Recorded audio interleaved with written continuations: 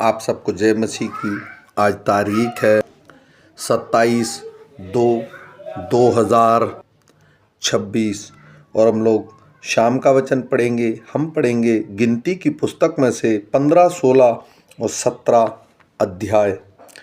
फिर यहोवा ने मूसा से कहा, इज़राइलियों से कह कि जब तुम अपने निवास के देश में पहुँचो जो मैं तुम्हें देता हूँ, और यहोवा के लिए क्या होम बलि क्या मेल बलि कोई हव्य चढ़ाओ, चाहे वह विशेष मन्नत पूरी करने का हो, चाहे स्वेच्छ बलि का हो, चाहे तुम्हारे नियत समयों में का हो, या वह चाहे गाय बैल चाहे भेड़ बकरियों में का हो, जिससे यहोवा के लिए सुखदायक सुगंध हो, तब उस होम बलि या मेल बलि के संग भेड़ के बच्चे पीछे यहोवा के लिए चौथाई हीन तेल से सना हुआ एपा का दशमांश मैदा अन्न बलि करके चढ़ाना, और चौथाई हीन दाख मधु अर्ध करके देना, और मेढ़े पीछे तिहाई हीन तेल से सना हुआ एपे का 2 दशमांश मैदा अन्न बलि करके चढ़ाना, और उसका अर्घ यहोवा को सुखदायक सुगंध देने वाला तिहाई हीन दाख मधु देने। और जब तू यहोवा को होम बलि या किसी विशेष मन्नत पूरी करने के लिए बलि या मेल बलि करके बछड़ा चढ़ाए, तब बछड़े का चढ़ाने वाला उसके संग आधा हीन तेल से सना हुआ एपे का 3 दशमांश मैदा अन्न बलि करके चढ़ाए, और उसका अर्घ आधा हीन दाख मधु चढ़ाए। वह यहोवा के सुखदायक सुगंध देने वाला हव्य होगा। एक एक बछड़े या मेंढे या भेड़ के बच्चे या बकरी के बच्चे के साथ इसी रीति चढ़ावा चढ़ाया जाए। तुम्हारे बलि पशु की जितनी गिनती हो, उनकी गिनती के अनुसार एक एक के साथ ऐसा ही किया करना। जितने देशी वे ही यहोवा को सुखदायक सुगंध देने वाला हव्य चढ़ाते समय ये काम किस रीति से किया करें। और यदि कोई परदेशी तुम्हारे संग रहता हो, तो तुम्हारी किसी पीढ़ी में तुम्हारे बीच कोई रहने वाला हो, और वह यहोवा को सुखदायक सुगंध देने वाला हव्य चढ़ाना चाहे, तो जिस प्रकार तुम करोगे उसी प्रकार वह भी करे। मंडली के लिए अर्थात तुम्हारे और तुम्हारे संग रहने वाले परदेशी दोनों के लिए एक ही विधि हो। तुम्हारी पीढ़ी पीढ़ी में यह सदा की विधि ठहरे कि तुम जैसे हो वैसे ही परदेशी भी यहोवा के लिए ठहरता है। तुम्हारे और तुम्हारे संग रहने वाले परदेशियों के लिए एक ही व्यवस्था और एक ही नियम है। फिर यहोवा ने मूसा से कहा, इज़राइलियों को मेरा यह वचन सुना कि जब तुम उस देश में पहुँचो जहाँ मैं तुमको लिए जाता हूँ, और उसे देश की उपज का अन्न खाओ, तब यहोवा के लिए उठाई हुई भेंट चढ़ाया करो। अपने पहले गूंधे हुए आटे की एक पापड़ी उठाई हुई भेंट करके यहोवा के लिए चढ़ाना। जैसे तुम खलिहान में से उठाई हुई भेंट चढ़ाओगे, वैसे ही उसको भी उठाया करना। अपनी पीढ़ी पीढ़ी में अपने पहले गूंधे हुए आटे में से यहोवा को उठाई हुई भेंट दिया करना। फिर जब तुम इन सब आज्ञाओं में से जिन्हें यहोवा ने मूसा को दिया है किसी का उल्लंघन भूल से करो, अर्थात जिस दिन से यहोवा आज्ञा देने लगा और आगे को तुम्हारी पीढ़ी पीढ़ी में उस दिन से उसने जितनी आज्ञाएं मूसा के द्वारा दी हैं, उनमें से यदि भूल से किया हुआ पाप मंडली के बिना जाने हुए हो, तो वह सारी मंडली यहोवा को सुखदायक सुगंध देने वाला होम बलि करके एक बछड़ा और उसके संग नियम के अनुसार उसका अन्न बलि और अर्घ चढ़ाए, और पाप बलि करके एक बकरा चढ़ाए।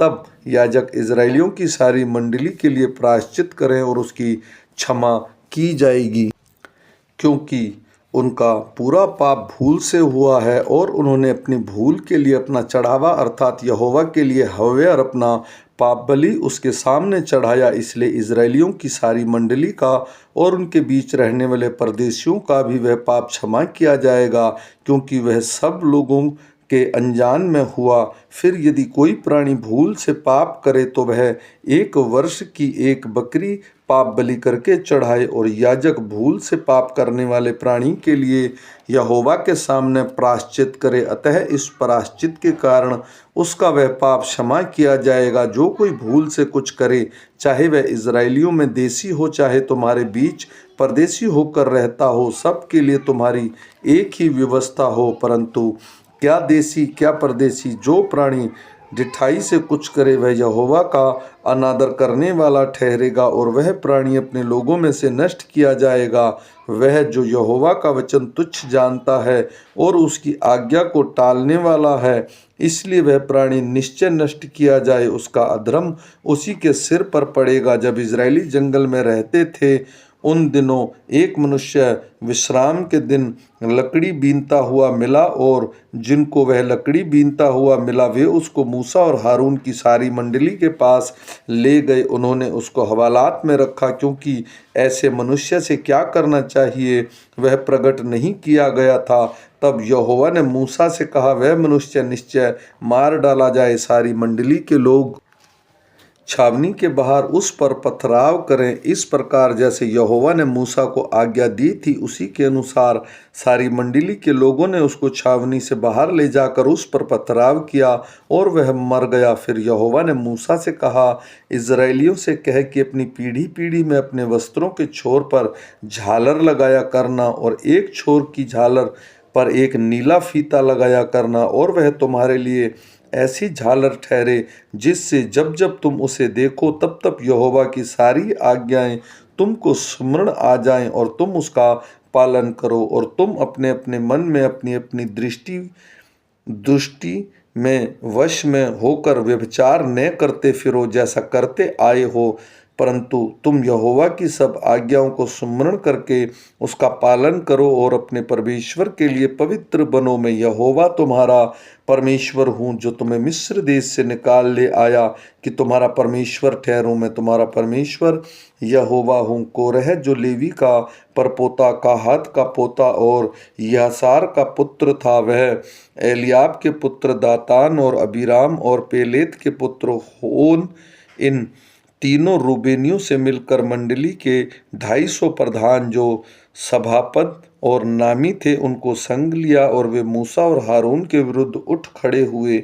और उसने उनसे कहा, लोगों कहने लगे, तुमने बहुत किया, अब बस करो, क्योंकि सारी मंडली का एक एक मनुष्य पवित्र है और यहोवा उनके मध्य में रहता है। इसलिए तुम यहोवा की मंडली में ऊंचे पद वाले क्यों बन बैठे हो।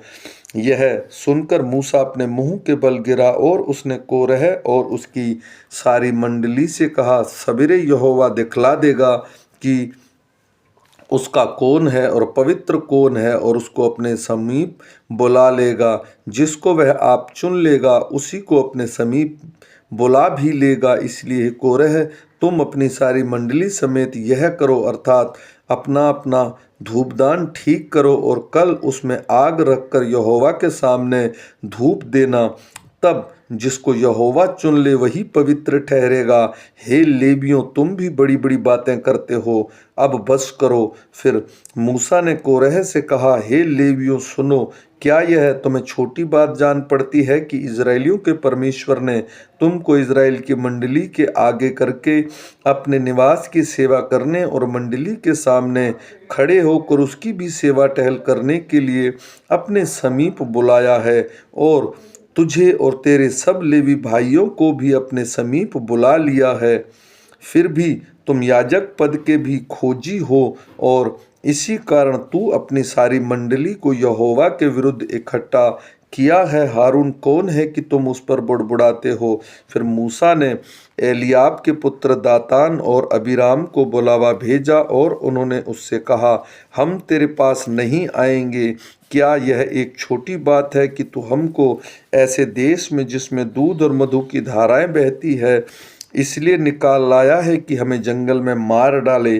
फिर क्या तू हमारे ऊपर प्रधान भी बनकर अधिपति जताता है कि फिर तूने हमें ऐसे देश में जहाँ दूध और मधु की धाराएं बहती हैं नहीं पहुँचाया, और ने हमें खेत और दाग की बारियों के अधिकारी किया। क्या तू इन लोगों की आंखों में धूल डालेगा। हम तो नहीं आएंगे। तब मूसा का कोप बहुत भड़क उठा, और उसने यहोवा से कहा, इन लोगों की भेंट की ओर दृष्टि ना कर। मैं तो उससे एक गदहा नहीं लिया और ना उनसे किसी की हानि की है। तब मूसा ने कोरह से कहा, कल तू अपनी सारी मंडली को साथ लेकर हारून के साथ यहोवा के सामने हाजिर होना, और तुम सब अपना अपना धूपदान लेकर उसमें धूप देना, और अपना अपना धूपदान जो सब समेत 250 होंगे यहोवा के सामने ले जाना। विशेष करके तू और हारून अपना अपना धूपदान ले जाना। इसलिए उन्होंने अपना अपना धूपदान लेकर और उसमें आग रखकर उसमें धूप डाला, और मूसा और हारून के साथ मिलाप वाले तंबू के द्वार पर खड़े हुए। और कोरह ने सारी मंडली के उनके विरुद्ध मिलाप वाले तंबू के द्वार पर इकट्ठा कर लिया। तब यहोवा का तेज सारी मंडली में दिखाई दिया। तब यहोवा ने मूसा और हारून से कहा, उस मंडली के बीच में से अलग हो जाओ, और मैं तुम्हें पल भर में भस्म कर डालूं। तब वे मुंह के बल गिर के कहने लगे, हे ईश्वर, हे सब प्राणियों के आत्माओं के परमेश्वर, क्या एक पुरुष के पाप के कारण तेरा क्रोध सारी मंडली पर होगा? यहोवा ने मूसा से कहा, मंडली के लोगों से कह कि कोरह, दातान और अबीराम के तंबुओं से आसपास से हट जाओ। तब मूसा उठकर दातान और अबीराम के पास गया, और इजराइलियों के विरुद्ध लोग उसके पीछे पीछे गए। और उसने मंडली के लोगों से कहा, तुम उन दुष्ट मनुष्यों के डेरों के पास से हट जाओ और उनकी कोई वस्तु ना छुओ, कहीं ऐसा ना हो कि तुम भी उनके सब पापों में फंसकर मिट जाओ। यह सुन के वे कोरह, दातान और अबीराम के तंबुओं के आसपास से हट गए, परंतु दातान और अबीराम निकलकर अपनी पत्नियों, बेटों और बाल बच्चों समेत अपने अपने डेरों के द्वार पर खड़े हुए। तब मूसा ने कहा, इससे तुम जान लोगे कि यहोवा ने मुझे भेजा है कि यह सब काम करूं, क्योंकि मैंने अपनी इच्छा से कुछ नहीं किया। यदि उन मनुष्यों की मृत्यु और सब मनुष्यों के सामने हो, और उसका दंड सब मनुष्यों के सामने हो, तब जानो कि मैं यहोवा का भेजा हुआ नहीं हूँ। परंतु यदि यहोवा अपनी अनोखी शक्ति प्रकट करे और पृथ्वी अपना मुंह पसार कर उनको और उनका सब कुछ निगल जाए, और वे जीते जी अर्धलोक में जा पड़े, तो तुम समझ लो कि इन मनुष्यों ने यहोवा का अपमान किया है। वह ये सब बातें कह ही चुका था कि भूमि पर लोगों के पांव के निकट फट गई, और पृथ्वी ने अपना मुंह खोल दिया, और उसका और उसके घर द्वार का सामान और कोरह के सब मनुष्य और उसकी सारी संपत्ति को भी निगल लिया, और वे उनका सारा घराना जीवित ही अर्धलोक में जा पड़े, और पृथ्वी ने उसको ढांप लिया, और वे मंडली के बीच में से नष्ट हो गए। और जितने इजरायली उनके चारों ओर थे, वे उनका चिल्लाना सुनकर कहते हुए भागे कि कहीं पृथ्वी हमको भी ना निगल ले। तब यहोवा के पास से आग निकली और उन 250 धूपदान को भस्म कर डाला। तब यहोवा ने मूसा से कहा, हारून याजक के पुत्र एलियाजर से कहे कि उन धूपदानों को आग में से उठा ले और आग के अंगारों को इधर ही छितरा दे, क्योंकि वे पवित्र हैं। जिन्होंने पाप करके अपने ही प्राणों की हानि की है, उनके धूपदानों के पत्थर पीट पीट कर बनाए जाएं, और उनमें से वेदी के मढ़ने के काम में आए, क्योंकि उन्होंने यहोवा के सामने रखा था, इससे वे पवित्र हैं। इस प्रकार वह इजराइलियों के लिए एक निशान ठहरेगा। इसलिए एलियाजर याजक ने उन पीतल के धूपदानों को, जिसमें उन जले हुए मनुष्य के धूप चढ़ाया था, लेकर उनके पत्थर पीट पीट कर वेदी के मढ़ने के लिए बनवा दिए, कि इजराइलियों को इस बात का स्मरण रहे कि कोई दूसरा जो हारून के वंश का न हो, यहोवा के सामने धूप चढ़ाने को समीप न जाए। ऐसा ना हो कि वह भी कोरह और उसकी मंडली के समान नष्ट हो जाए, जैसा कि यहोवा ने मूसा के द्वारा उसको आज्ञा दी थी। दूसरे दिन इजराइलियों की सारी मंडली यह कहकर मूसा और हारून पर बुड़बुड़ाने लगी कि यहोवा की प्रजा को तुमने मार डाला है। और जब मंडली के लोग मूसा और हारून के विरुद्ध इकट्ठा हो रहे थे, तब उन्होंने मिलाप वाले तंबू की ओर दृष्टि की और देखा कि बादल ने उसे छा लिया है और यहोवा का तेज दिखाई दे रहा है। तब मूसा और हारून मिलाप वाले तंबू के सामने आए। तब यहोवा ने मूसा और हारून से कहा, तुम उस मंडली के लोगों के बीच से हट जाओ, मैं उन्हें पल भर में भस्म कर डालूं। तब वे मुंह के बल गिरे, और मूसा ने हारून से कहा, धूपदान को लेकर उसकी वेदी पर से आग रखकर उस पर धूप डाल, मंडली के पास फुर्ती से जाकर उनके लिए प्रायश्चित कर, क्योंकि यहोवा का कोप अत्यंत भड़का है और मरी फैलने लगी है। मूसा ने मूसा की आज्ञा के अनुसार हारून धूपदान लेकर मंडली के बीच दौड़ गया और यह देखकर कि लोगों में मरी फैलने लगी है, उसने धूप जलाकर लोगों के लिए प्रायश्चित किया और वह मुर्दों और जीवित के मध्य में खड़ा हुआ। तब मरी थम गई और जो कोरह के संग भागी होकर मर गए थे उन्हें छोड़ जो लोग इस मरी से मर गए थे वे 14,700 थे। तब हारून मिलाप वाले तंबू के द्वार पर मूसा के पास लौट गया और मरी थम गई। तब यहोवा ने मूसा से कहा, इज़राइलियों से बातें करके उनके पूर्वजों के घराने के अनुसार उनके सब प्रधानों के पास में से एक एक छड़ी ले और उन 12 छड़ियों में एक एक के मूल पुरुष का नाम लिख और लेवियों की छड़ी पर हारून का नाम लिख, क्योंकि इज़राइलियों के पूर्वजों के घराने के एक एक मुख्य पुरुष की एक एक छड़ी होगी और उन छड़ियों को मिलाप वाले तंबू में साक्षी पत्र के आगे जहां मैं तुम लोगों से मिला करता हूँ रख दे, और जिस पुरुष को मैं चुनूंगा उसकी छड़ी में कलियां फूट निकलेंगी और इज़राइली जो तुम पर बुड़बुड़ाते रहते हैं वह बुड़बुड़ाना मैं अपने ऊपर से दूर करूंगा। अतः मूसा ने इज़राइलियों से यह बात कही और अपने सब प्रधानों ने अपने अपने लिए अपने अपने पूर्वजों के घरानों के नाम के अनुसार एक एक छड़ी उसे दी। इस प्रकार 12 छड़ियां हुई और उनकी छड़ियों में हारून की भी छड़ी थी। उन छड़ियों को मूसा ने साक्षी पत्र के तंबू में यहोवा के सामने रख दिया। दूसरे दिन मूसा साक्षी पत्र के तंबू में गया तो क्या देखा कि हारून की छड़ी जो लेवी के घराने के लिए थी उसमें कलियां फूट निकली, अर्थात उससे कलियां लगी और फूल भी फूले और पके बादाम भी लगे हैं। तब मूसा ने उन छड़ियों को यहोवा के सामने से निकालकर सब इज़राइलियों के पास ले गया और उन्होंने अपनी अपनी छड़ी पहचान कर ले ली। फिर यहोवा ने मूसा से कहा, हारून की छड़ी को साक्षी पत्र के सामने फिर धर दे कि वह उन दंगा करने वालों के लिए एक निशान बनकर रखी हो कि तू उसका बुड़बुड़ाना जो तेरे विरुद्ध होता है भविष्य में रोक